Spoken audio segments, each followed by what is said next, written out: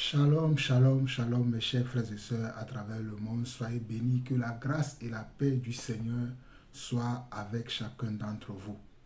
Nous bénissons le Seigneur pour cette opportunité, ce privilège qu'il nous donne d'avoir la bonne santé, d'être en parfaite santé, de pouvoir jouir de la vie malgré les épreuves, malgré les problèmes que chacun d'entre nous peut rencontrer dans son parcours.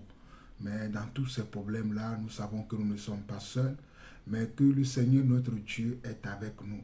Donc c'est une joie pour nous, en tant qu'enfants de Dieu, de voir tous les jours les merveilles que Dieu fait dans notre vie, de voir tous les jours la bonté de Dieu envers nous et la patience de Dieu également envers nous. Donc soyez heureux, mes chers frères et sœurs à travers le monde, soyez heureux. Ne regardez pas les épreuves que vous traversez comme si c'est la fin du monde. Ne regardez pas les problèmes que vous rencontrez, les oppositions que vous rencontrez comme si c'était la fin. Le Seigneur est toujours avec nous et il fait chaque chose belle en son temps. Alors, mes chers frères et sœurs, nous allons poursuivre nos enseignements. Nous allons poursuivre notre enseignement sur le fruit de l'esprit. Et aujourd'hui, nous allons voir peut-être un, deux ou trois autres fruits de l'esprit si nous avons le temps. Vous savez qu'il y a le temps aussi qui court contre nous. Donc, nous allons essayer de voir déjà un, si possible deux, et si possible trois. Mais bon, on verra selon la manière dont le Seigneur va nous conduire. Donc, nous allons prier et nous allons entamer notre enseignement. Père éternel, Dieu d'amour, Dieu de grâce, Dieu de paix, nous voulons te dire merci encore pour ce nouveau jour que tu nous as accordé. Merci encore, Seigneur Dieu, oh Papa, pour cette grâce que tu nous fais afin que nous puissions jouir de la vie, malgré les épreuves, malgré les difficultés, malgré les soucis de ce monde. Mais à nous qui sommes tes enfants, chaque jour que tu fais, tu renouvelles tes bontés envers nous. Tu renouvelles, Seigneur Dieu, ta grâce dans nos vies. Tu renouvelles, Seigneur Dieu, ta patience envers nous et nous voulons te dire merci. Nous voulons te dire merci parce que nous savons également que sans toi, nous ne pouvons rien et que nous ne sommes rien. Mais nous sommes heureux de voir comment toi, Seigneur Dieu, tu as pitié de nous et que tous les jours que tu fais, tu nous fais que du bien. Voilà pourquoi nous voulons encore ce matin te rendre grâce pour toutes tes bontés dans notre vie, pour toutes tes merveilles dans notre vie. Seigneur Dieu, pour tout ce que tu fais dans la vie de nos proches, dans la vie de nos frères et sœurs, dans la vie de nos enfants, pour nous qui sommes mariés, et surtout aussi dans la vie de nos conducteurs, ceux que tu as appelés pour nous conduire, que ce soit nos conducteurs spirituels et même les autorités que tu as mis devant nous. Merci Seigneur Dieu pour leur vie. Merci Seigneur Dieu pour leur sagesse. Merci Seigneur Dieu pour leur intelligence. Merci Seigneur Dieu pour tout ce qu'ils font pour que nous qui sommes tes enfants, nous puissions avoir une vie paisible. À présent, Papa, nous allons plonger encore nos regards dans ta parole. Parce que tu nous as enseigné selon ta parole que nous devons la méditer nuit et jour afin d'agir fidèlement selon ce qui est écrit. Et c'est alors que nous réussirons dans nos entreprises. Et Père, nous voulons réussir dans nos entreprises, non pas comme nous voulons, mais comme toi tu veux. Voilà pourquoi nous voulons nous attacher encore à ta parole qui est une lampe à notre sentier, ta parole qui est une lumière qui nous éclaire. Alors Papa, viens nous éclairer encore aujourd'hui, afin que tout ce que nous allons entendre, tout ce que nous allons recevoir de ton esprit, nous puissions le mettre en pratique, afin de ne pas être des auditeurs oublieux. Reçois la gloire, l'honneur, la puissance pour des siècles, au nom de Jésus-Christ. Ainsi nous avons prié. Amen. Alors mes chers frères et sœurs, c'est ainsi que nous avons prié. Et aujourd'hui, nous allons voir par la grâce de Dieu un autre fruit de l'esprit, peut-être qui n'est pas marqué dans Galates 5, 22. Nous allons voir un autre fruit de l'esprit parce que dans mes études de la parole de Dieu, je vois qu'il y a beaucoup de choses, il y a d'autres fruits aussi que le Seigneur nous donne au travers de son esprit, mais qui ne sont pas marqués dans Galates 5, 22. Galates 5, 22 n'a pas mentionné ce fruit-là que je vais vous faire découvrir tout à l'heure. Galates 5, 22 ne l'a pas mentionné, mais selon mes études de la parole, je pense que c'est aussi un fruit de l'esprit que Dieu nous a accordé afin que nous qui sommes ses enfants, nous puissions avoir aussi ce fruit-là. Nous puissions également jouir de ce fruit. Donc nous allons parler de ce fruit qui est le fruit de la fidélité. Pourquoi j'ai choisi de parler de fruit de la fidélité? Parce que la fidélité marche ensemble avec la patience. Nous avons parlé de la patience la dernière fois et nous avons vu comment Dieu nous a parlé de la patience de Job. Nous l'avons vu dans Jacques 5, versets 11 et 12, qui nous a parlé de la patience de Job. Donc Dieu veut nous amener à être des hommes patients, pas des hommes qui sont impatients, qui veulent tout faire dans l'impatience. La patience de Dieu produit le résultat de Dieu dans notre vie. Donc voilà pourquoi le Seigneur nous a donné le fruit de la patience afin que nous puissions être patients. La patience, c'est que Dieu travaille à ma faveur. Lorsque je suis dans la patience, c'est que Dieu travaille à ma faveur. C'est d'agir quand Dieu me dit d'agir. Je n'agis pas tout seul. Je ne suis pas pressé de faire les choses, même si je traverse des épreuves, car je sais que Dieu est avec moi. Et nous avons également vu que la patience ne tolère pas les bêtises, ne tolère pas les choses qui ne sont pas de Dieu. Ce n'est pas parce que je suis patient que si quelqu'un me dit de mentir, je vais aller mentir. Ce n'est pas parce que je suis patient que si je vois quelqu'un qui fait quelque chose qui est contraire à la volonté de Dieu, que je dois l'accepter. Parce que la patience, c'est que je dois attendre dans la parole de Dieu. Je dois attendre selon la mesure de foi que Dieu m'a donnée. Je dois être patient selon la sagesse de Dieu et selon le discernement que Dieu m'a donné également. Donc aujourd'hui, nous allons voir la fidélité. Nous allons parler de la fidélité et nous allons aller directement dans Proverbes chapitre 3. Proverbes chapitre 3. Proverbes chapitre 3. Et le livre de Proverbes, c'est après le livre de Psaumes. Et nous allons aller dans chapitre 3. Et je crois que c'est le verset 3 ou 4 qui en parle. Laissez-moi trouver le passage rapidement. Proverbes chapitre 3. Proverbes chapitre 3. Alléluia. Merci Seigneur. Alléluia.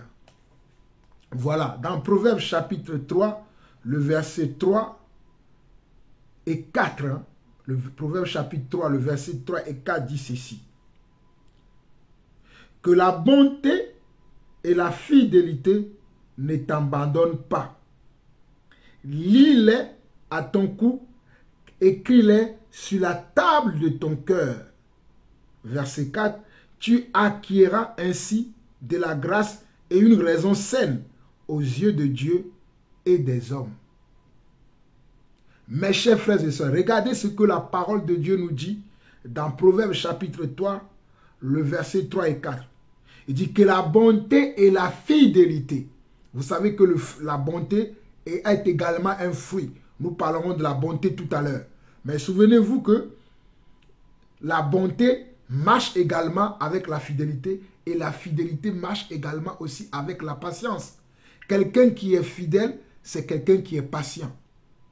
Ah oui, quelqu'un qui est fidèle, c'est quelqu'un également qui est patient. Mais regardez le passage, ce qu'il nous dit. Il nous dit que la bonté et la fidélité ne t'abandonnent pas.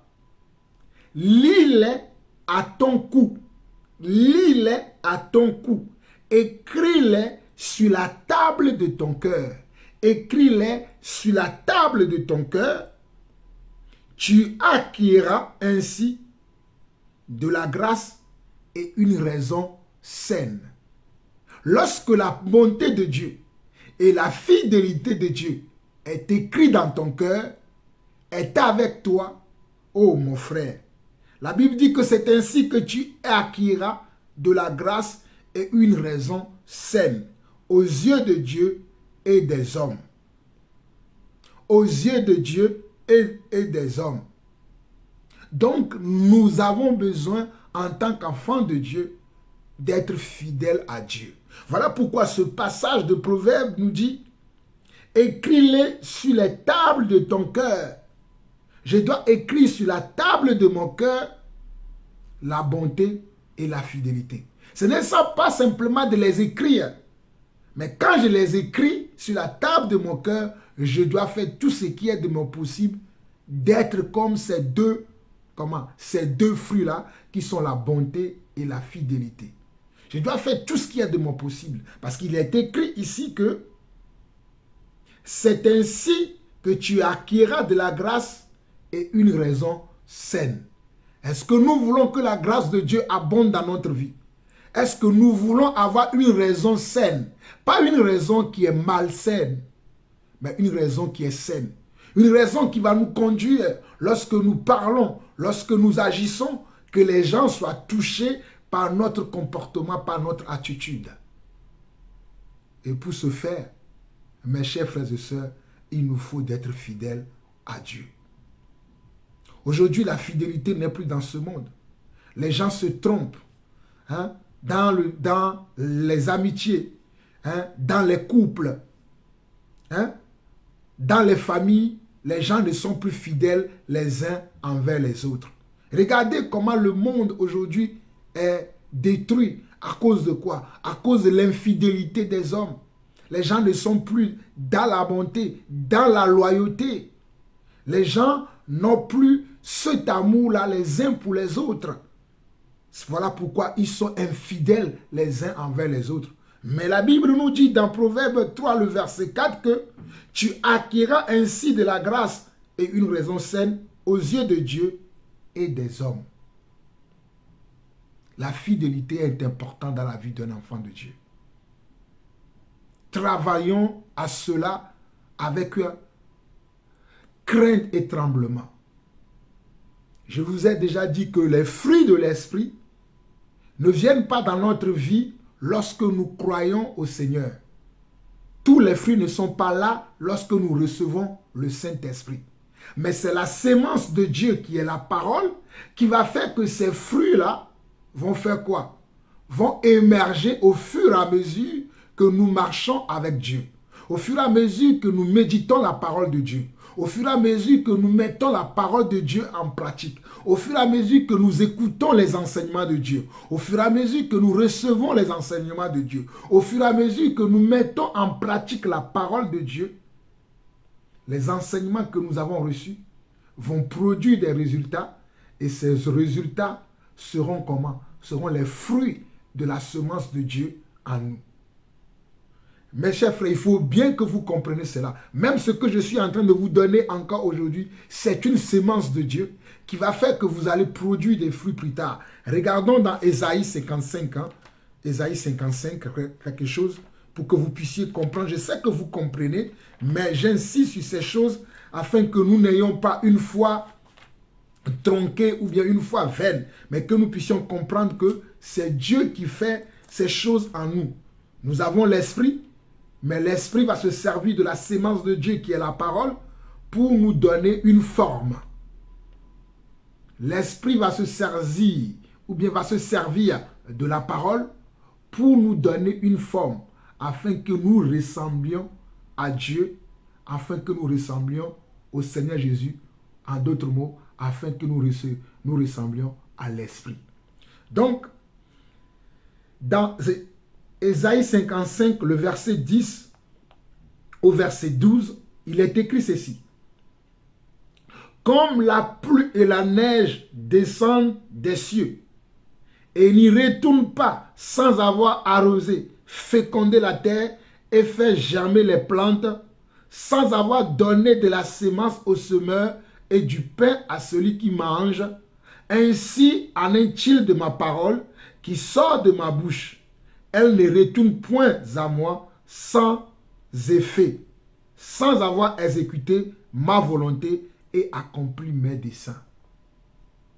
Je ne sais pas si vous avez compris. Nous sommes dans Ésaïe 55. Nous avons lu le verset 10 au verset 11 qui dit « Comme la pluie et la neige descendent des cieux. » Comme la pluie veut dire de la même manière, de la même façon. Ça veut dire le même procédé. Voilà pourquoi il dit comme la pluie et la neige descendent des cieux et n'y retournent pas sans avoir arrosé. La première des choses, la pluie arrose. féconder la terre, féconder la terre. Il arrose, la pluie, elle arrose, elle féconde, et regardez encore, et fait germer les plantes. Faire germer veut dire faire pousser des plantes. Faire pousser des plantes sans avoir donné de la semence au semeur. Donc, quand la pluie tombe sur la terre, le but de la pluie, c'est d'arroser la terre, afin que la sécheresse qui est sur la terre puisse disparaître. Et une fois que la sécheresse a disparu, elle féconde aussi la terre. Elle permet à la terre d'être féconde. Et quelque chose va comment? Va pousser. Une plante va pousser. Et quand la plante va pousser, elle va produire de la semence. Et la semence là va servir au semeur de pouvoir continuer à comment? À travailler la terre.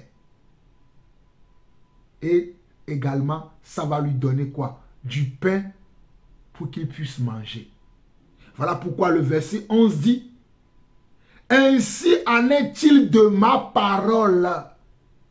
Le Seigneur prend le procédé naturel pour expliquer le spirituel. Il dit, ainsi en est-il de ma parole. Il dit, ainsi en est-il de ma parole qui sort de ma bouche. Ainsi en est-il de ma parole qui sort de ma bouche. Elle ne retourne point à moi sans effet.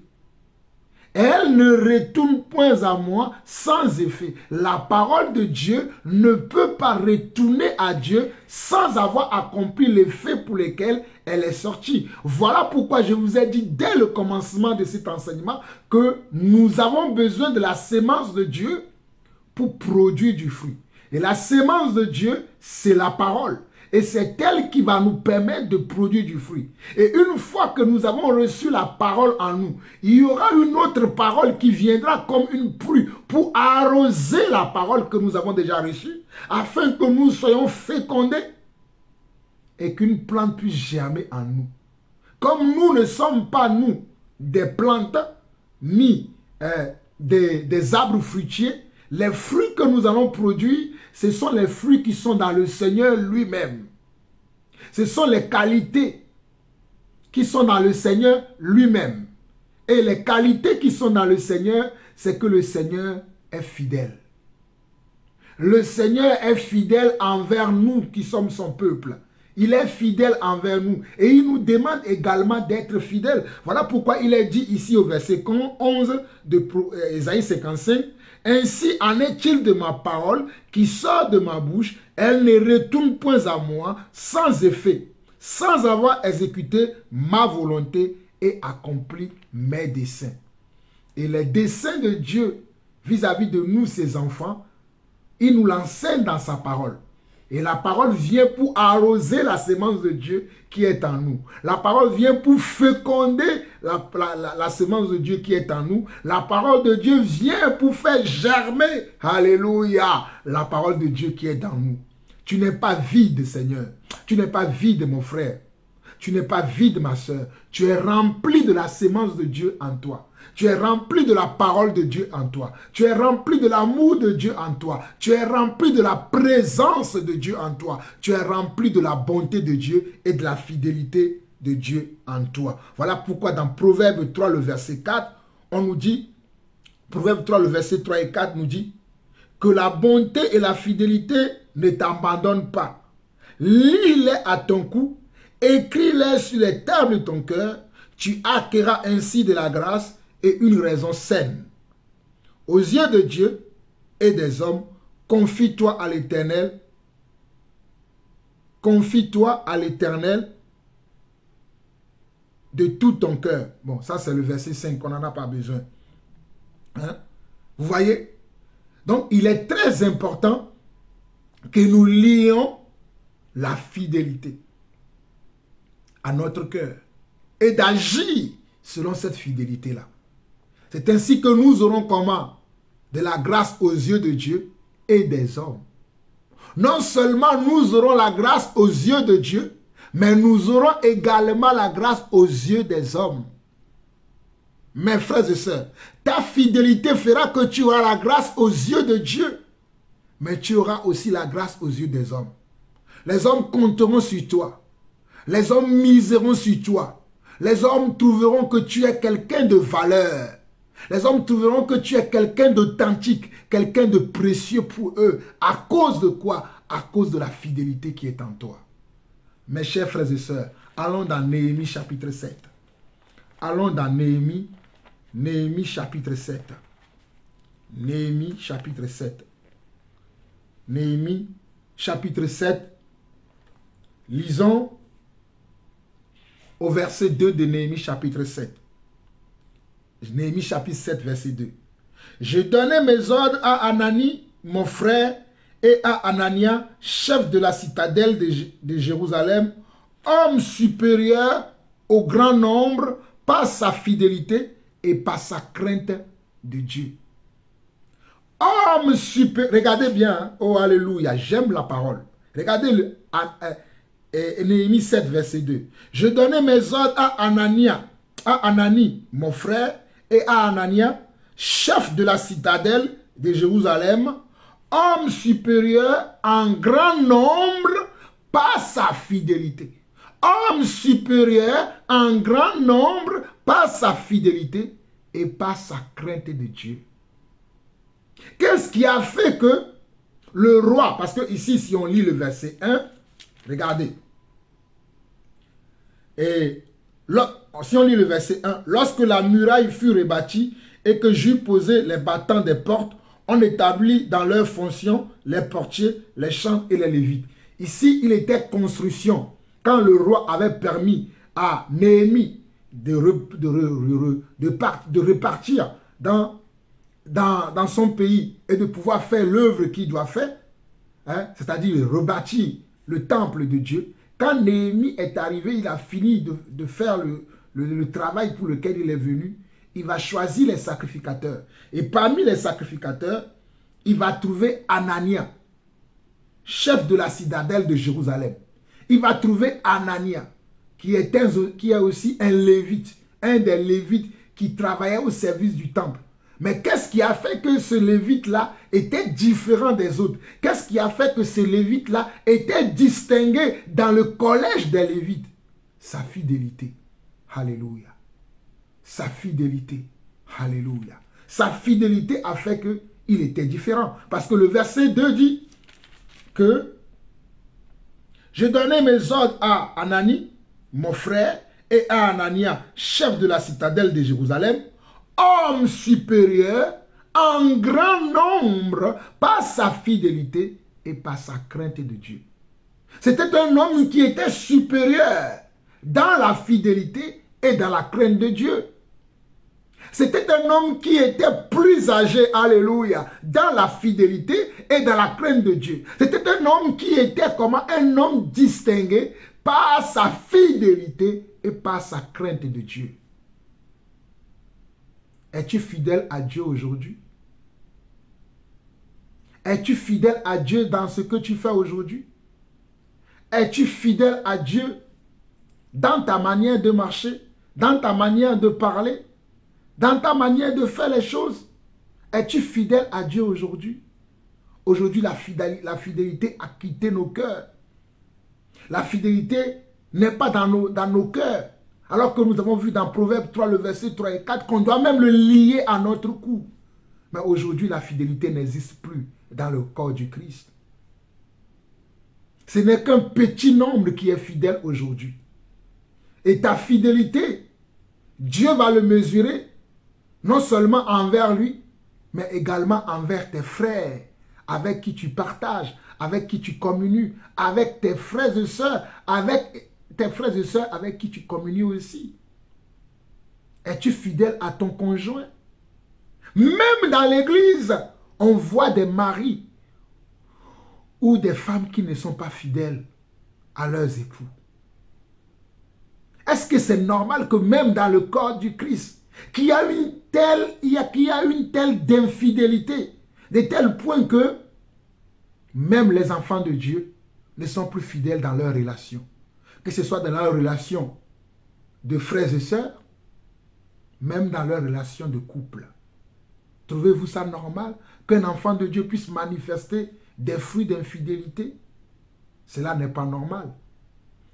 Cela n'est pas normal. Une personne infidèle, c'est une personne qui vit selon la chair, qui ne vit pas selon l'esprit. Elle ne met pas la parole de Dieu en pratique. Une personne infidèle est une personne qui vit selon la chair. L'infidélité veut dire que tu vis selon la chair, tu ne vis pas selon l'esprit. Et tu ne mets pas la parole de Dieu en pratique. C'est une personne qui peut être en rébellion contre Dieu. Comme nous savons que la chair, c'est la mort, c'est ainsi que vous verrez que les personnes qui sont infidèles, ce sont des personnes qui vivent selon la chair, qui n'ont pas de la joie en eux, qui n'ont pas la paix en eux, qui n'ont pas l'abondance en eux. L'abondance de quoi? L'abondance de la parole de Dieu. Ils n'ont pas la vie de Dieu en eux. Quand on vit dans la chair, on vit dans l'hypocrisie. On vit dans la manipulation. On vit dans l'hypocrisie et on vit dans la manipulation. Et vous allez voir que ces personnes qui sont infidèles, ce sont des personnes qui cherchent à vous manipuler, à profiter de vous, à profiter de votre temps, à profiter même de vos biens matériels, à profiter de ce que vous possédez. Mais ils ne veulent pas vous être fidèles. Ils préfèrent aller regarder ailleurs. Dès que survient un petit problème, ils sont déjà prêts à partir. Alors que celui qui est fidèle, peu importe les problèmes qui sont là, peu importe les épreuves que vous traversez, l'ami sera toujours là. L'ami est toujours là. Oh, alléluia. L'ami, c'est quelqu'un qui est loyal. Ah, lisons un passage dans Proverbe chapitre 17. Oh, alléluia. Proverbe chapitre 17. Un ami aime en tout temps. Proverbe chapitre 17. Un ami, c'est quelqu'un qui aime en tout temps. Proverbe 17, le verset 17 dit, l'ami aime en tout temps, et dans le malheur, il se montre comme un frère. Regardez bien, Proverbe 17, verset 17 dit ceci, l'ami aime en tout temps, et dans le malheur, il se montre un frère. Mais comment se fait-il que dans nos relations aujourd'hui, nous avons des frères, nous avons des sœurs qui ne nous aiment pas en tout temps. Nous avons même des maris, nous avons même des femmes qui ne nous aiment pas en tout temps. Pourquoi? Parce que ce sont des hypocrites. Parce que ce sont des gens qui vivent selon la chair. Parce que ce sont des gens que la parole de Dieu n'a pas fécondé.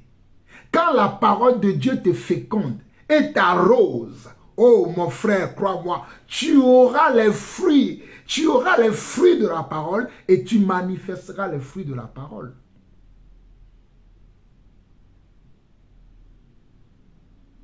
La fidélité, c'est également de la loyauté. Voilà pourquoi nous voyons des gens aujourd'hui qui n'ont pas d'engagement envers le Seigneur et qui n'ont pas d'engagement envers leurs frères. Souvenez-vous dans la Bible de David et Jonathan. David et Jonathan étaient de bons amis. Et ils se veillaient l'un sur l'autre, David et Jonathan. Même dans les moments difficiles, ils sont toujours amis.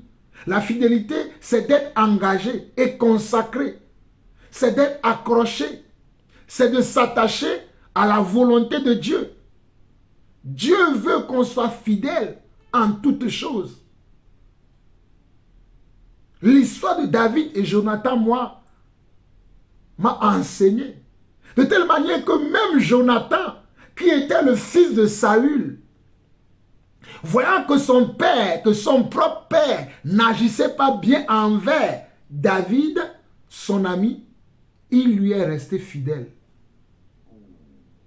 Un jour, Jonathan est venu rencontrer David. Il dit à David, viens avec moi, on va aller voir mon père. On n'a pas le temps de lire toutes ces choses parce que ça va faire traîner l'enseignement. Mais je vous résume en quelques mots ce qui s'est passé. Et David a dit à Jonathan, Jonathan, je sais que toi tu m'aimes bien.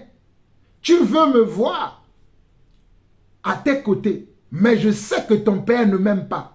Je sais que ton père cherche à me faire du mal. Jonathan n'a pas jugé David. Il a dit, tu sais ce qu'on va faire? Je vais essayer de tendre une sorte de piège à mon père pour voir quelle serait sa réaction. Et je saurai vraiment que tu as dit la vérité.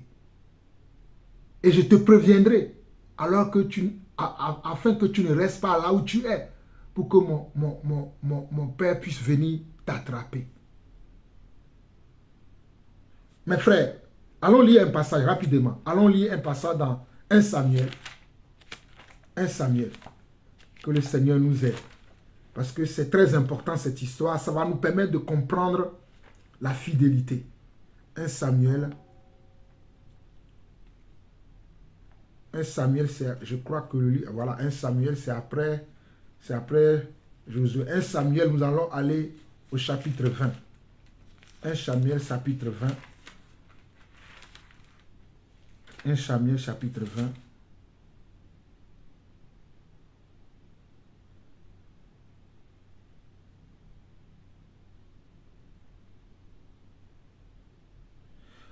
Lisons, mes frères. Nous allons prendre le temps de lire cette histoire. Ça va nous aider à comprendre la fidélité.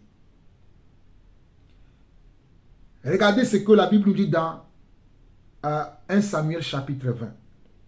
David s'enfuit de Najoth près de Rama. Il alla trouver Jonathan et dit, « Qu'ai-je fait?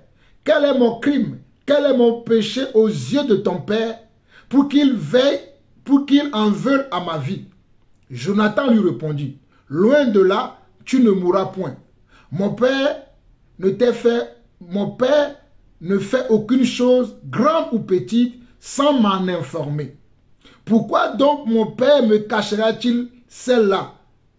Il n'en est rien. » David dit encore, en jurant, « Ton père sait bien que j'ai trouvé grâce à tes yeux. » Ton père sait que moi, David, j'ai trouvé grâce à tes yeux dans notre amitié. Oh, alléluia.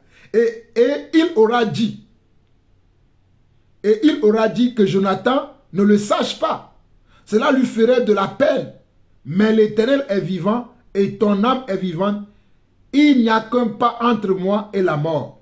Jonathan dit à David, « Je ferai venir pour toi ce que tu voudras. » Regardez ce que Jonathan dit à David. Jonathan dit à David, « Je ferai pour toi ce que tu voudras. » Regardez bien d'abord le verset 3. David dit encore en jurant, « Ton père sait bien que j'ai trouvé grâce à tes yeux. » Et il aura dit que Jonathan ne le sache pas. Cela lui ferait de la peine. Pourquoi David parlait ainsi? Parce que David savait que Saül cherchait à le tuer. Saül cherchait à lui ôter la vie. Mais Jonathan rassurait David que son père ne fait rien sans lui informer. Que même que si son père, Saül, voulait le tuer, il l'informerait. Mais David lui dit, mais attends, ton père sait que moi j'ai trouvé grâce à tes yeux. Il sait que toi et moi nous sommes de bons amis. Il te cachera ceci. Mais Jonathan ne croyait pas encore. Alléluia. Verset 4, Jonathan dit à David, « Je ferai pour toi ce que tu voudras. » Verset 5, et David lui répondit, « Voici, c'est demain la nouvelle lune, et je devrais m'asseoir avec le roi pour manger. Laisse-moi aller, et je me cacherai dans les champs jusqu'au soir, au 3e jour. » Regardez la stratégie que David va mettre en place. La sagesse que le Seigneur a donnée à David. Regardez ce que David propose à son ami Jonathan, à son ami et frère Jonathan. Il dit, et David lui répondit, nous sommes au verset 5 de 1 Samuel chapitre 20. Voici, c'est demain la nouvelle lune et je devrais m'asseoir avec le roi pour manger. Laisse-moi aller et je me cacherai dans les champs jusqu'au soir du 3e jour. Si ton père remarque mon absence, tu diras, David m'a prié de lui laisser faire une course à Bethléem, sa ville, parce qu'il y a pour toute la famille un sacrifice annuel. Et s'il dit, c'est bien, ton serviteur alors n'a rien à craindre. Mais si la colère s'empare de lui, sache que le mal est résolu de sa part. Je ne sais pas si vous me suivez et que vous me comprenez. Comme David veut fuir loin de Saül, Jonathan, qui est son ami, qui est son frère et qui est en même temps son ami, ne veut pas voir son ami fuir loin de lui. David va lui dire, si tu me vois fuir, c'est parce que je sais que ton père veut m'ôter la vie. Jonathan va rassurer David pour lui dire que non, mon père ne fait rien sans m'en avertir.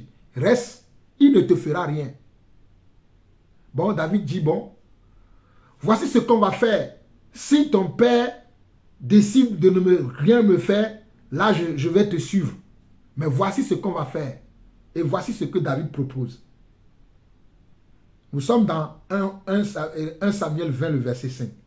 David lui répondit, voici c'est demain la nouvelle lune, et je devrais m'asseoir avec le roi. Normalement, David devait s'asseoir à côté du roi Saül demain, le lendemain, la veille de la discussion qu'il a avec son frère Jonathan et son ami qui est le fils de Saül. Pour manger, il dit, laisse-moi aller et je me cacherai dans les champs jusqu'au soir, au 3e jour. Laisse-moi aller me cacher dans les champs.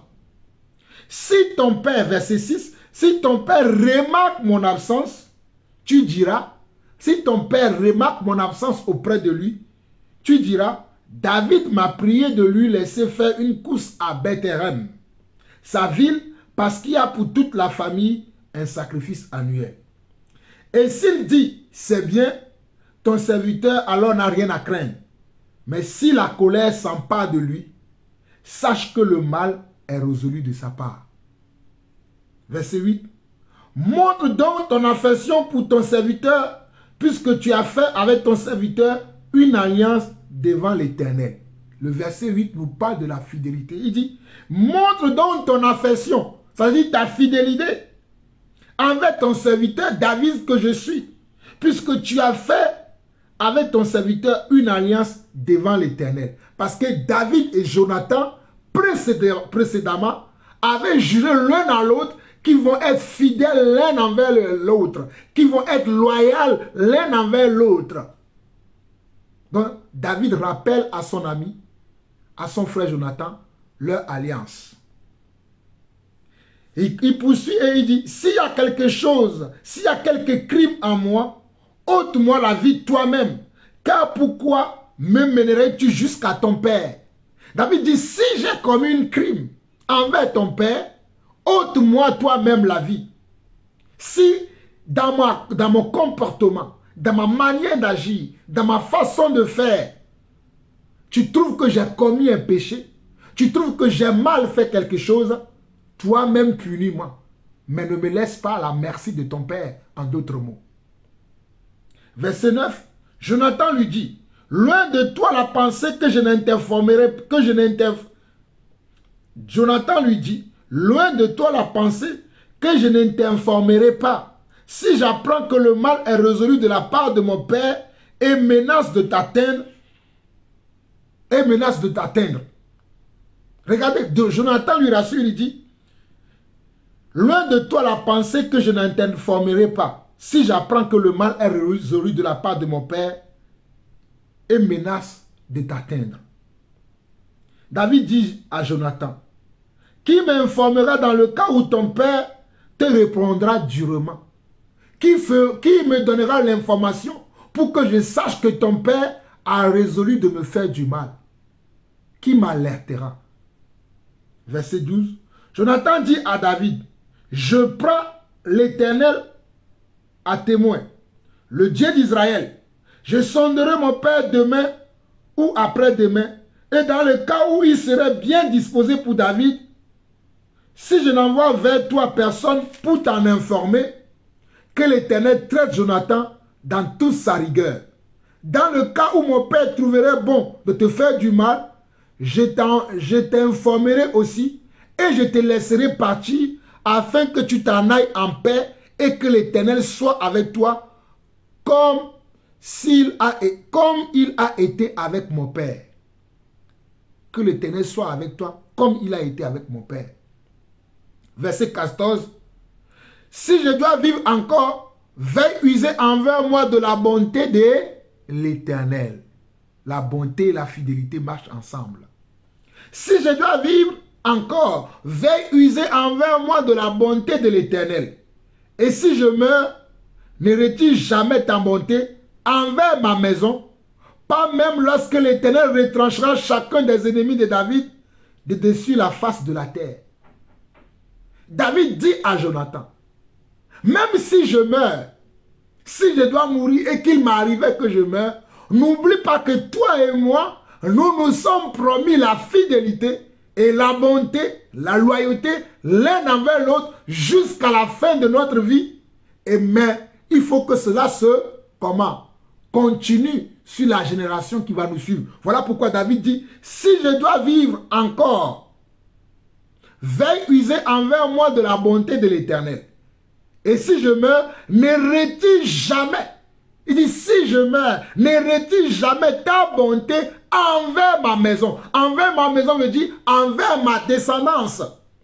Pas même lorsque l'Éternel retranchera chacun des ennemis de David de dessus de la face de la terre. Il dit, même si l'Éternel retire les ennemis de David, ne retire jamais cette fidélité, cette loyauté, cette bonté que nous avons juré l'un envers l'autre en faisant une alliance. Verset 16, regardez la réponse de Jonathan. Car Jonathan a fait alliance avec la maison de David, que l'Éternel tire vengeance des ennemis de David. Verset 17, Jonathan protesta encore auprès de David et son affection pour lui, car il l'aimait comme son âme. Regardez, verset 17, Jonathan protesta encore auprès de David de son affection pour lui. Son affection veut dire de sa fidélité également envers lui, car il l'aimait comme son âme. Car il aimait David comme son propre âme. Il tenait à la vie de David. Il tenait au progrès de David, au succès de David, aux victoires de David. Donc il aimait David comme son propre âme. Verset 18, Jonathan lui dit, c'est demain la nouvelle lune. On remarquera ton absence car ta place sera vide. Tu descendras le 3e jour jusqu'au fond, au lieu où tu étais caché, le jour de l'affaire, et tu resteras près de la pierre des ailes. J'étirerai 3 flèches du côté de la pierre, comme si je visais un but. Et voici, j'enverrai un jeune homme, et je lui dirai, va, trouve les flèches. Si je lui dis, voici, les flèches sont en deçà de toi, prends-les, alors viens, car il y a paix pour toi, et tu n'as rien à craindre, l'Éternel est vivant. Mais si je dis au jeune homme, voici les flèches sont au-delà de toi, alors va-t'en, car l'Éternel te renvoie. L'Éternel est jamais témoin de la parole que nous nous sommes donnés l'un à l'autre. Je vais m'arrêter là, parce que l'histoire est longue. Mais est-ce que vous comprenez ce que nous sommes en train de lire? Voici 2 personnes qui sont liées par l'amour, par la bonté, par la fidélité les uns envers les autres, qui se jurent des paroles. Alléluia. Regardez ce que Jonathan propose à David, du verset 18 au verset 23. Il dit, Jonathan lui dit, c'est demain la nouvelle lune, où tu devais être assis à ta place à côté de mon père. Mais il dit, l'on remarquera ton absence, car ta place aux côtés de mon père sera vide. Les gens aujourd'hui qui ne veulent pas qu'on quitte les gens. Si quelqu'un a de l'animosité envers moi, si quelqu'un a quelqu'un veut ôter ma vie, la sagesse voudrait que je m'éloigne de cette personne. La sagesse voudrait que je sois loin de cette personne parce que cette personne-là ne manifeste pas l'amour que je manifeste pour lui. Voilà pourquoi je vous disais que la patience ne tolère pas les bêtises. La patience ne tolère pas les bêtises. Oh non, il faut être patient. Mais je vois que le frère veut me tuer. Je vois que le frère ne m'aime pas. Il passe son temps à me dire que des choses méchantes. La sœur ne m'aime pas. Et elle passe son temps à raconter que des ragots sur ma vie. Mais toi, tu me dis, reste là. Jusqu'à quand? La patience ne tolère pas des bêtises. Ce n'est pas parce que je suis fidèle que je vais accepter n'importe quoi. La fidélité doit toujours rester dans le cadre de la parole. L'amour doit toujours rester dans le cadre de la parole. Car la Bible dira dans 1 Corinthiens 13, verset 6, que l'amour ne se réjouit point de l'injustice. Aimons comme Dieu aime. Et craignons aussi comme Dieu craint. Et surtout, défendons aussi comme Dieu défend. Alléluia. David et Jonathan ont compris cela. Regardez ce que Jonathan lui dit. Verset 18 au verset 23. Jonathan lui dit, c'est demain la nouvelle lune. On remarquera ton absence car ta place sera vide. Tu descendras le 3e jour jusqu'au fond du lieu où tu t'étais caché. Tu descendras jusqu'au fond du lieu où tu t'étais caché. Le jour de l'affaire. Et tu resteras près de la pierre des ailes. Il y a une pierre à côté du lieu où David s'est caché. Jonathan lui dit que le jour là, le 3e jour, quand ta place se retrouvera vide, tu descendras là-bas. Voici le signe de notre alliance. Pour voir si mon père a quelque chose contre toi. Si tu dois sortir de ta cachette ou si tu dois continuer dans ta cachette ta marche avec le Seigneur. Et il dit quoi? Je tirerai 3 flèches du côté de la pierre. La pierre qui est la pierre des ailes là. Moi, Jonathan, je tirerai 3 flèches comme si je visais un but. Je tirerai 3 flèches. Toi, tu descendras pour voir ce que je fais. C'est ainsi que tu sauras si tu dois sortir pour venir à côté de mon père ou si tu dois continuer dans ta fuite. Je tirerai 3 flèches vers la pierre des ailes comme si c'est la pierre que je visais comme mon but. Et voici, j'enverrai un jeune homme et je lui dirai, va, trouve les flèches. J'enverrai un jeune homme après. Une fois que j'aurai tiré les 3 flèches, je vais envoyer un jeune homme pour me récupérer les flèches. Et je lui dirai, va, trouve les flèches. Si je lui dis, voici les flèches sont en deçà de toi, prends-les. Alors viens, car il y a paix pour toi. Il dit, si les flèches sont en deçà de toi, s'ils sont en deçà veut dire, s'ils sont au-dessus de toi, tu prends les flèches et tu viens. Car il y a paix entre toi et mon père n'a rien contre toi. Mais si je dis au jeune homme, voici les flèches sont au-delà de toi. C'est-à-dire les flèches sont au-delà, ils t'ont dépassé, ils sont loin de toi. Ils sont au-delà de toi, ils sont très très loin de toi. Alors va-t'en, car l'Éternel te renvoie. Alors va-t'en, car alors va-t'en, car l'Éternel te renvoie. L'Éternel est à jamais témoin de la parole que nous nous sommes donnés l'un à l'autre. L'Éternel est témoin de la parole que nous nous sommes donnés l'un à l'autre. L'Éternel est témoin de la parole que nous nous sommes donnés l'un à l'autre. Aujourd'hui, les gens méprisent la parole de Dieu. Ils n'honorent pas les paroles qu'eux-mêmes ils profèrent. Ils n'honorent pas la parole qu'ils profèrent. Mes frères, nous n'avons pas le temps de voir la profondeur de ce message, d'aller encore un peu plus loin. Cette alliance que David et Jonathan avaient, qui était une alliance de fidélité, une alliance de loyauté, une alliance d'amour, de bonté les uns envers les autres, a duré même après leur mort. Après la mort de Jonathan, David a été toujours fidèle comment? Envers Jonathan. Je ne sais pas si vous connaissez l'histoire de Mephibosheth. Mephibosheth était comment? Était un petit-fils ou bien un fils de Jonathan. David a été bon envers Mephibosheth. Mephibosheth, voilà le nom, si mes souvenirs sont bons. David a été comment? Bon envers Mephibosheth parce qu'il sait qu'il avait tissé une alliance avec qui? Avec Jonathan qui était comment? Qui était son père, qui était son aïeul. Aujourd'hui, Dans l'église, nous manquons d'être fidèles.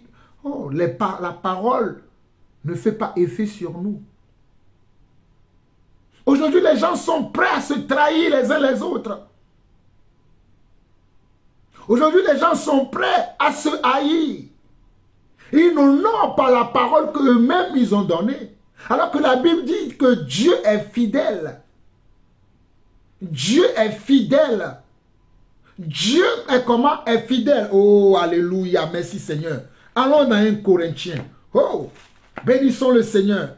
1 Timothée par contre. J'ai dit 1 Corinthiens, mais 1 Timothée. Allons dans 1 Timothée.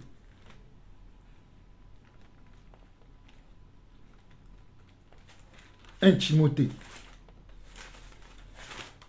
Dieu est fidèle. Mais aujourd'hui, nous ne sommes plus fidèles.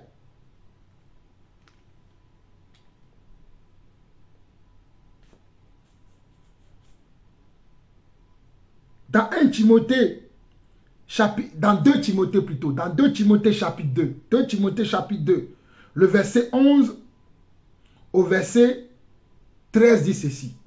Cette parole est certaine. Si nous sommes morts avec lui, nous vivrons aussi avec lui.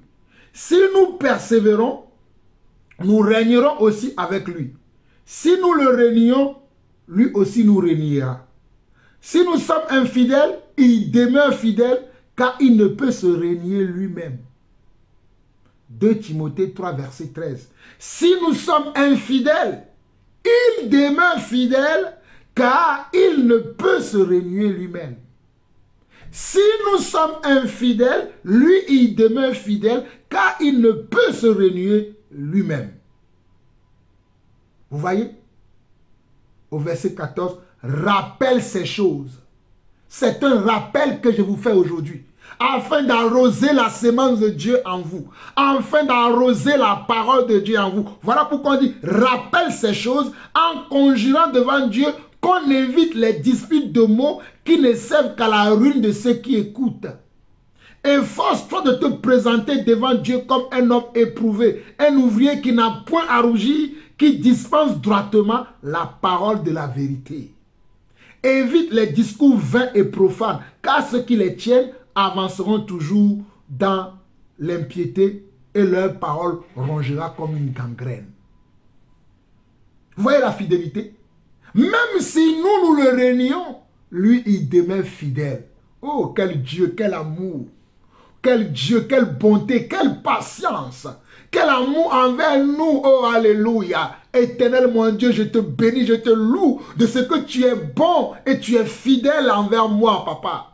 Merci parce que tu m'as aimé. Merci parce que tu es fidèle dans l'amour que tu as pour moi. Merci parce que tu ne m'as jamais abandonné. Tu es toujours là, Seigneur Dieu, auprès de moi. Même si je passe dans la vallée de l'ombre et de la mort, je ne craindrai rien car je sais que tu es là. Ton bâton et ta houlette me rassurent. Oh mon Dieu, mon roi. Je te loue et je te bénis de ce que tu es mon Père et que tu es mon Maître. Alléluia. Je te consacre ma vie, oh mon Dieu. Je te consacre toute mon être, papa. Tout mon cœur est à toi. Tous mes sentiments, toutes mes émotions sont à toi. Car ce que je veux, c'est de te ressembler, mon Seigneur.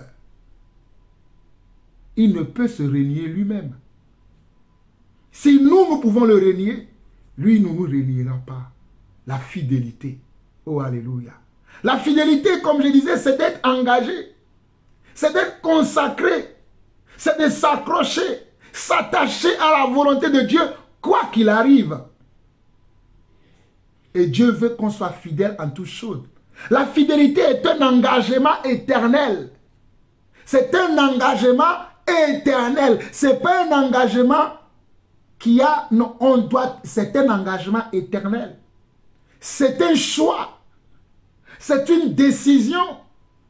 La fidélité est un choix. C'est une décision. Décide aujourd'hui d'être fidèle à Dieu. Fais le choix d'être fidèle à Dieu.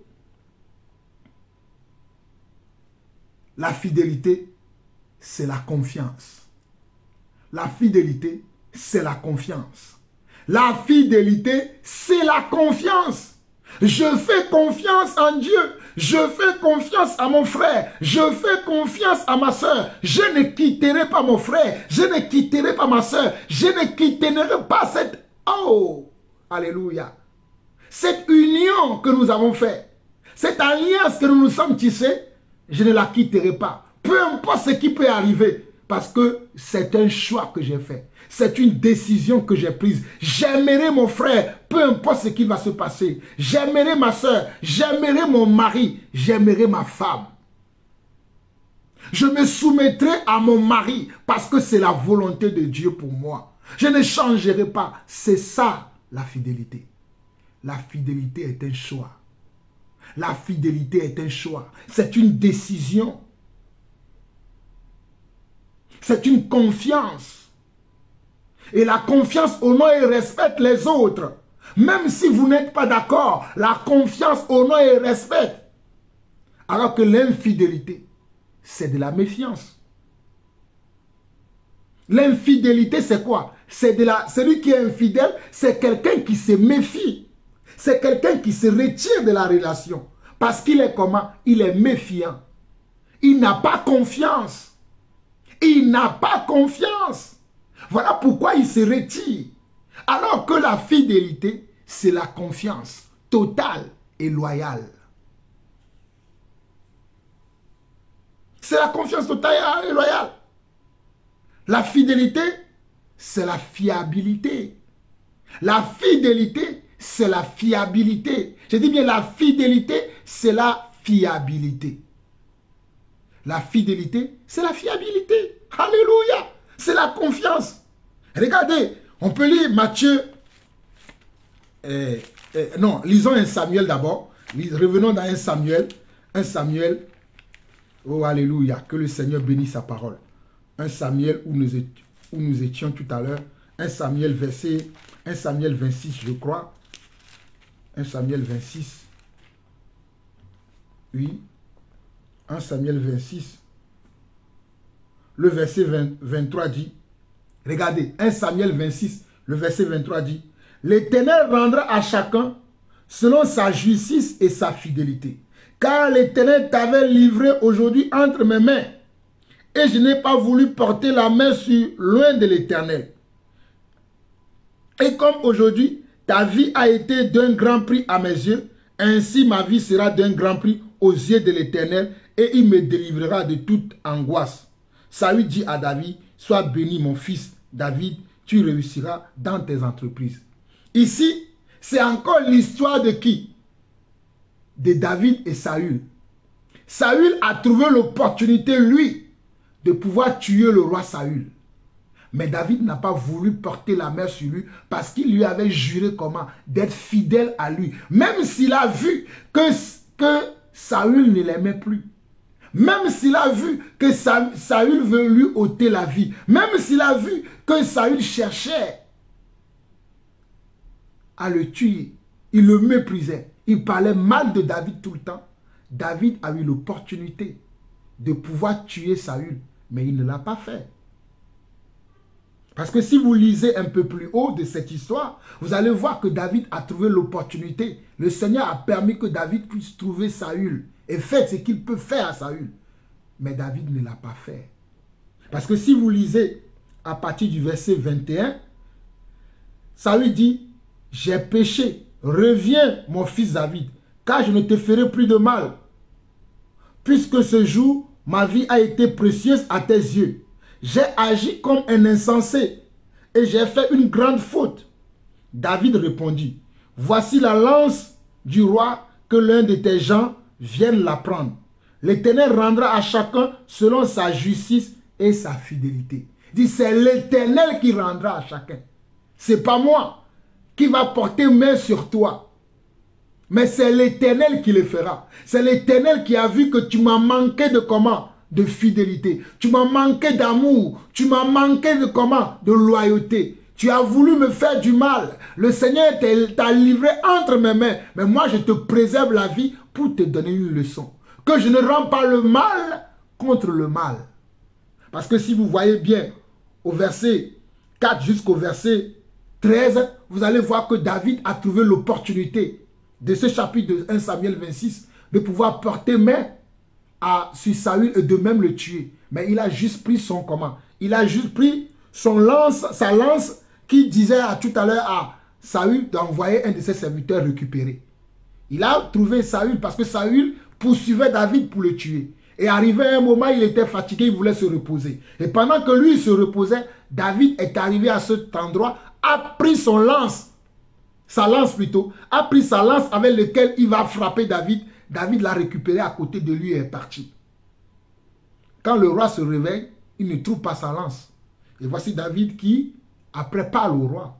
Et le roi va s'en apercevoir qu'entre-temps, même ses gardes se sont endormis. Ils se sont endormis. Voilà pourquoi on dit que si l'Éternel le veille, c'est en vain que nous les hommes nous veillons. Le roi Saül avait des gardes. Et lui et les gardes, ils n'ont pas vu David venir. Parce que David était comment? Oh, est un homme selon le cœur de Dieu. Voilà pourquoi au verset 21, Saül dit, j'ai péché. Il reconnaît qu'il a péché. Mais dans son cœur, il veut toujours tuer David. Il dit, j'ai péché. Reviens mon fils David, car je ne te ferai plus de mal. Jusqu'à ce jour, ma vie a été précieuse à tes yeux. J'ai agi comme un insensé et j'ai fait une grande faute. David répondit, voici la lance du roi, que l'un de tes gens vienne la prendre. Pourquoi David n'est pas allé donner la lance? Il sait que Saül parle sous le fait de l'émotion. Mais s'il revient à ses côtés, il lui fera encore du mal. Parce que, regardez, Saül confesse qu'il a péché. Saül dit, j'ai péché, reviens mon fils David, car je ne ferai plus de mal. Car je ne ferai plus de mal. Donc ça veut dire qu'il avait décidé de lui faire du mal. Il confesse qu'il ne va plus lui faire du mal. Car je ne te ferai plus du mal. Puisqu'en ce jour, ma vie a été précieuse à tes yeux, j'ai agi comme un insensé et j'ai fait une grande faute.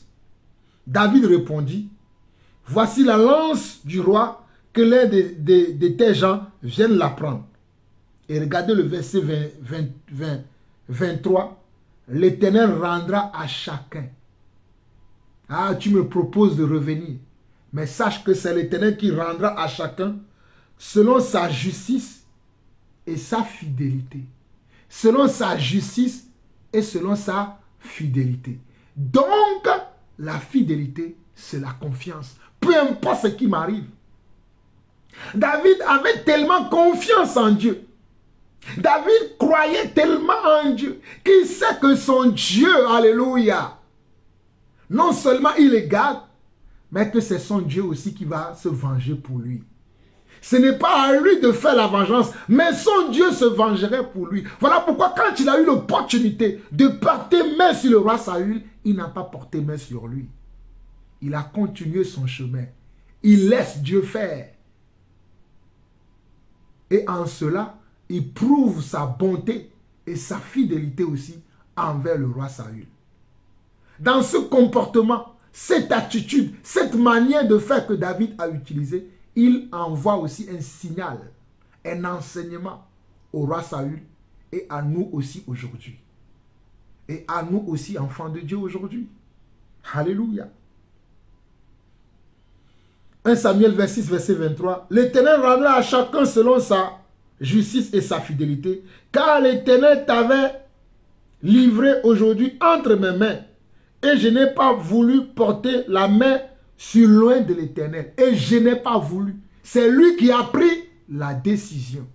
C'est lui qui a pris la décision. Et je n'ai pas voulu porter la main sur loin de l'Éternel. Voilà pourquoi je vous disais que la confiance, c'est un choix. La fidélité, c'est un choix. C'est une décision. David a décidé de ne pas porter main sur loin de l'Éternel.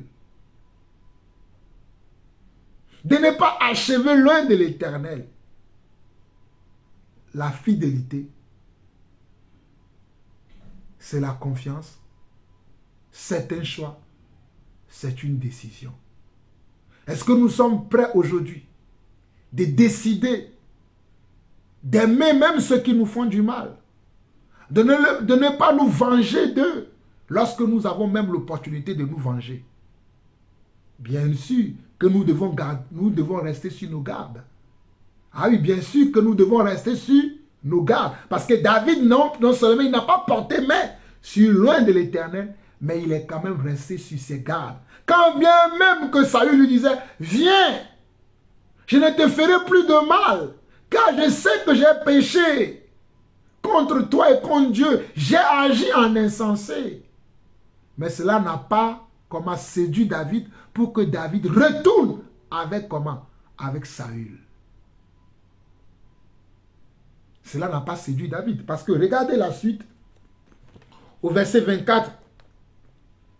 Et comme aujourd'hui ta vie a été d'un grand prix à mes yeux, ainsi ma vie sera d'un grand prix aux yeux de l'Éternel et il me délivrera de toute angoisse. Regardez ce que David croit.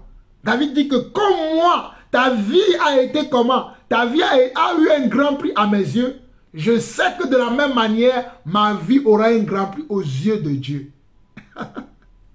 David, lui, regardait Dieu, alléluia. Il regardait comment il pouvait toucher le cœur de Dieu. Voilà pourquoi je vous dis que celui qui est fidèle, c'est celui qui vit selon l'esprit. Il ne vit pas selon la chair. Il ne vit pas dans la manipulation. Parce que Saül cherchait toujours à le manipuler. Au verset 25, où nous allons nous arrêter ici, Saül dit à David, sois béni mon fils David, tu réussiras dans tes entreprises. David continua son chemin et Saül retourna chez lui. David lui continua son chemin et Saül retourna chez lui. Il était obligé de comment? De lui-même le bénir. Voilà pourquoi la Bible dit que, oh alléluia, celui qui craint Dieu, l'Éternel dispose même ses ennemis comment? À sa disposition. Celui qui a l'amour de Dieu, celui qui est fidèle en Dieu, celui qui a confiance en Dieu, même tes ennemis travailleront pour toi. Même tes ennemis te béniront. Même tes ennemis te feront du bien. Alléluia. Celui qui marche dans la volonté de Dieu, celui qui craint Dieu, celui qui a confiance, une pleine assurance en Dieu, même ses ennemis sont à sa disposition. Même ses ennemis vont le bénir sans le savoir et même sans le vouloir. Ils seront obligés de te bénir. Est-ce que vous voyez ça?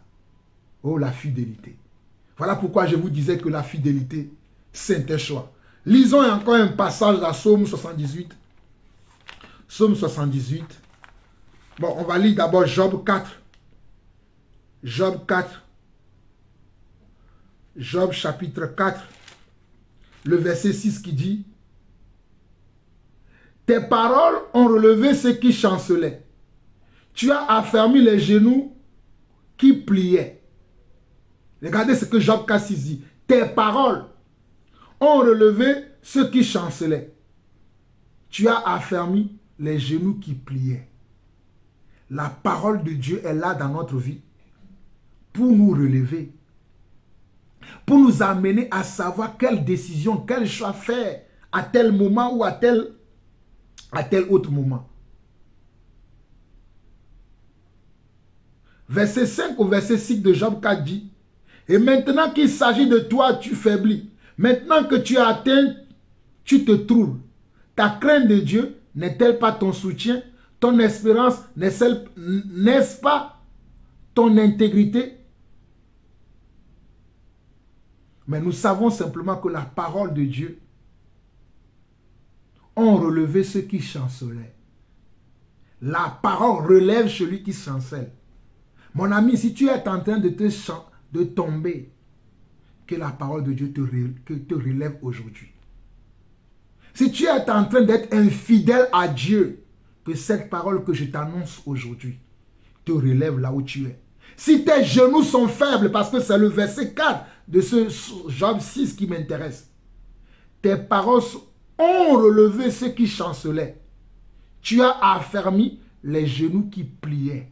Si tu es en train de t'affaiblir dans ta foi, dans ta marche, dans ton espérance, dans ta fidélité envers Dieu aujourd'hui, que Dieu te relève là où tu es. Que Dieu te relève là où tu es tombé. Que tes genoux reçoivent la force maintenant. Toi qui es faible. Oh, alléluia. Psaume 78, le verset 8. Psaume 78, le verset 8.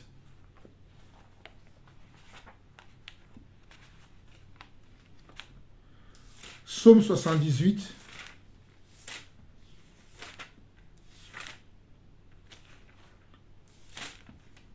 Le verset 8 dit ceci. Regardez. Afin qu'ils ne soient pas comme leur père, une race indocile et rebelle, une race dont le cœur n'était pas ferme et dont l'esprit n'était pas fidèle à Dieu.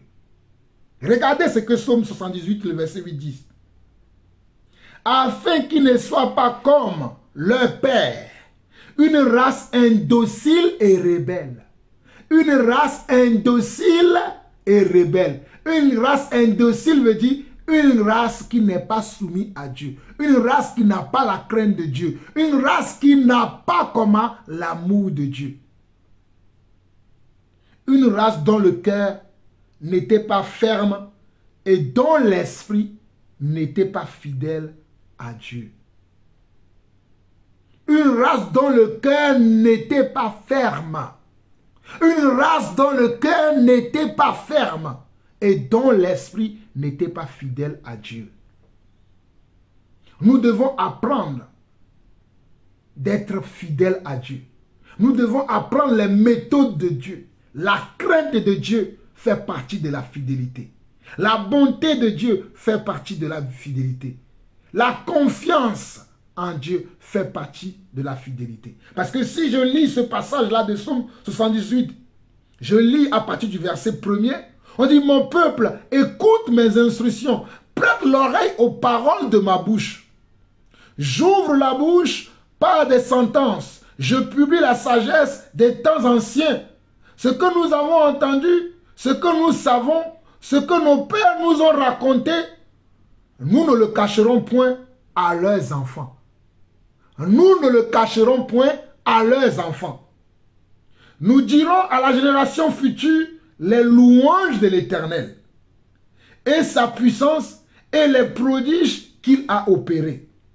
Il a établi un témoignage en Jacob. Il a mis une loi en Israël. Il a ordonné à nos pères de l'enseigner à leurs enfants. Même dans l'enseignement, nous devons être fidèles. De l'enseigner comment? À leurs enfants. Même dans l'enseignement, nous devons être fidèles. Voilà pourquoi je me plais à partager la parole de Dieu avec mes enfants. Je me plais à partager la parole de Dieu avec mes enfants. Des fois, vous me voyez partager les cultes de famille. Regardez. Parce que même en cela, je dois être fidèle. La fidélité voudrait que ce que je sais de Dieu, je le partage avec mes frères. Je ne le garde pas pour moi. Alléluia. Continuons. Verset 6, verset 5 à 6 de Psaume 78. Et il a établi un témoignage en Jacob et il a mis une loi en Israël. Et il a ordonné à nos pères de l'enseigner à leurs enfants pour qu'elle soit connue de la génération future des enfants qui naîtraient plutôt, et que devenus grands, ils en parlent à leurs enfants. Regardez bien, et que devenus grands, ils en parlent à leurs enfants, afin qu'ils mettent en Dieu leur confiance. Afin qu'ils mettent en Dieu comment? Leur confiance. Afin qu'ils mettent le but du partage de la parole de Dieu, des enfants aux enfants, de génération en génération, c'est pour que nous puissions mettre notre confiance en qui? En Dieu. Regardez ce qui est écrit. Oh alléluia, la parole, j'aime la parole. Il a établi un témoignage à Jacob, nous sommes dans Psaume 78, le verset 5. Il a mis une loi en Israël et il a ordonné à nos pères de l'enseigner à leurs enfants, pour qu'elle soit comme de la génération future, des enfants qui naîtraient et que devenus grands, ils en parlent à leurs enfants, afin qu'ils mettent en Dieu leur confiance. Qu'ils n'oublient pas les œuvres de Dieu, qu'ils n'oublient pas les œuvres de Dieu, qu'ils n'oublient pas les œuvres de Dieu, et qu'ils observent ses commandements et qu'il observe ses commandements. Et qu'il observe ses commandements afin qu'il ne soit pas comme leur père. Afin qu'il ne soit pas comme leur père, une race indocile et rebelle, une race dont le cœur n'était pas ferme, une race dont le cœur n'était pas ferme et dont l'esprit n'était pas fidèle à Dieu. Et dont l'esprit n'était pas fidèle à Dieu. Donc la méthode pour être fidèle à Dieu, c'est que je dois garder l'enseignement de Dieu. Et je dois le partager aussi avec mes enfants. Afin que de génération en génération, que la parole de Dieu ne disparaît pas de notre maison, ne disparaît pas de notre famille. Afin que la parole de Dieu soit toujours là. Et que les enfants apprennent comment à ne pas ressembler à leur père qui était comment indocile et rebelle, mais que eux à leur tour, eux ils puissent avoir comment un cœur ferme et un esprit fidèle. Donc la fidélité, oh alléluia, vient de la parole, de l'amour que nous avons pour la parole. Comme nous l'avons vu dans Ésaïe 55, la parole vient comme une semence, mais elle sera arrosée encore plus tard avec une parole. Elle sera fécondée encore plus tard avec une parole. Et elle va germer encore plus tard avec la parole. Et elle va produire également des fruits encore plus tard avec la parole. Oh, la parole de Dieu. Serons-nous fidèles à Dieu? De craindre, et la fidélité, c'est aussi la crainte de Dieu. Et l'observation de ses commandements. L'observation de ses ordonnances. L'observation de sa parole. Regardez. Psaume 78, le verset 2 au verset 8. J'ouvre la bouche par des sentences. Je publie la sagesse des temps anciens. Ce que nous avons entendu, ce que nous savons, ce que nos pères nous ont raconté, nous ne le cacherons point à leurs enfants. Nous dirons à la génération future des louanges de l'Éternel et sa puissance et les prodiges qu'il a opérés. Il a établi un témoignage en Jacob. Il a mis une loi en Israël. Et il a ordonné à nos pères de l'enseigner à leurs enfants pour qu'elle soit comme de la génération future, des enfants qui naîtraient et que devenus grands, ils en parlent à leurs enfants. Afin qu'ils mettent en Dieu leur confiance. Afin qu'ils mettent en Dieu leur confiance. Afin qu'ils mettent en Dieu leur confiance, veut dire afin qu'ils soient fidèles à Dieu. Parce que la fidélité, c'est la confiance. Ils ne vont pas aller se tourner vers d'autres dieux. Même s'ils sont dans d'autres endroits. Même s'ils sont dans d'autres communautés. Ils sont dans d'autres pays. Même s'ils ont voyagé de l'Europe aux États-Unis. Même s'ils ont voyagé des États-Unis en Afrique. Même s'ils ont voyagé de l'Afrique en Occident. Ils seront toujours dans la confiance. Ils seront toujours dans la fidélité envers Dieu. Oh, alléluia. Qu'ils n'oublient pas les œuvres de Dieu et qu'ils observent ses commandements, afin qu'ils ne soient pas comme leur père, une race indocile et rebelle, une race dont le cœur n'était pas ferme et dont l'esprit n'était pas fidèle à Dieu. Oh mes frères et sœurs, que le Seigneur nous aide à ce que nous puissions être fidèles à lui, que nous fuyions l'impatience, que nous fuyions l'infidélité, que nous fuyions la méfiance, mais que nous puissions faire le bon choix, la bonne décision de marcher tous les jours avec Dieu. Celui qui est fidèle dans les petites choses sera aussi fidèle dans les grandes choses. Le temps nous a manqué, je vais m'arrêter là aujourd'hui. Celui qui est fidèle dans les petites choses sera encore fidèle dans les grandes choses. Nous allons lire ce passage de Matthieu 25, le verset 23, rapidement. Je crois que c'est là où on parle de les petites choses et les grandes choses. Allons-y, Matthieu 25, rapidement, pour finir cet enseignement sur la fidélité. Matthieu 25, Matthieu 25, le verset 23. Regardez, son maître lui dit, c'est bien, bon et fidèle serviteur. Tu as été fidèle en peu de choses, je te confierai beaucoup. Entre dans la joie de ton maître. C'est la parabole de comment? Des talents ici. Ici, c'est la parabole des talents. C'est la parabole des talents. Je vais lire rapidement du verset 14 au verset 23 où je vais m'arrêter pour que vous puissiez comprendre.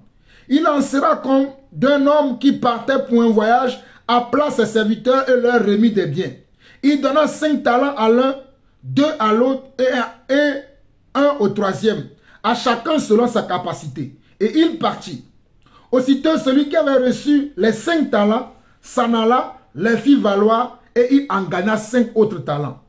De même, celui qui avait reçu les 2 talents en gagna 2 autres. Celui qui n'en avait reçu qu'un talent alla faire un creux dans la terre et cacha l'argent de son maître. Longtemps après, le maître de ses serviteurs revint et leur fit rendre compte. Celui qui avait reçu les 5 talents s'approcha en approchant 5 autres talents et il dit, Seigneur, voici, tu m'as remis 5 talents, voici, j'en ai gagné 5 autres.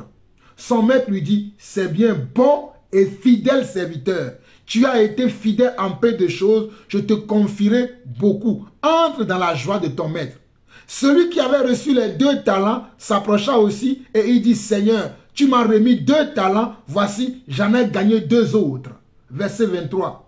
Son maître lui dit, c'est bien, bon et fidèle serviteur, tu as été fidèle en peu de choses, je te confierai beaucoup. Entre dans la joie de ton maître.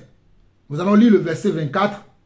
Celui qui n'avait reçu qu'un talent s'approcha ensuite et dit, Seigneur, je savais que tu étais un homme dur, qui moissonne où tu n'as pas semé et qui amasse où tu n'avais pas vanné. Verset 25, j'ai eu peur et je suis allé cacher ton talent dans la terre. Voici, prends ce qui est à toi. Verset 26, son maître lui répondit, serviteur méchant et paresseux, tu savais que je moissonne où je n'avais pas semé et que j'amasse où je n'ai point vanné. Il te fallait donc remettre mon argent au banquier et à mon retour, j'aurais retiré ce qui est à moi avec un intérêt. Verset 28. Ôtez-lui donc le talent et donnez-le à celui qui a les 10 talents. Car on donnera à celui qui a et il sera dans l'abondance, mais à celui qui n'a pas, on ôtera même ce qu'il a. Et le serviteur inutile, jetez-le dans les ténèbres au dehors où il y a des pleurs et des grincements de dents. Alors mes chers frères et sœurs, je n'aimerais pas nous voir, nous enfants de Dieu, dans cette position-là où on a vu ce serviteur méchant qui n'a pas pu fructifier, qui n'a pas pu faire prospérer les talents que son maître lui avait donnés. Et nous tous, Dieu nous a donné des talents. Dieu nous a donné comment? Des grâces diverses, des dons différents dans sa maison afin que nous puissions la faire fructifier. La faire fructifier par notre comportement. La faire fructifier par comment? La faire fructifier par comment? Par notre observation de la parole de Dieu. Par notre marche. Nous devons être fidèles envers Dieu. Voyez-vous comment le Seigneur a honoré ceux-là à qui il a donné 5 et 2 talents et qui l'ont fait fructifier? Il a dit quoi? Bon et fidèle serviteur. Bon et fidèle serviteur. Et il leur rajoute à ce qu'ils avaient déjà. Est-ce que tu veux que le Seigneur te dise à toi aussi, bon et fidèle serviteur? Alors sois fidèle avec Dieu. Sois fidèle déjà dans ta communion avec Dieu. Sois fidèle dans ta crainte de Dieu. Ne va pas dans le monde parce qu'aujourd'hui, c'est ce qu'il y a à la mode.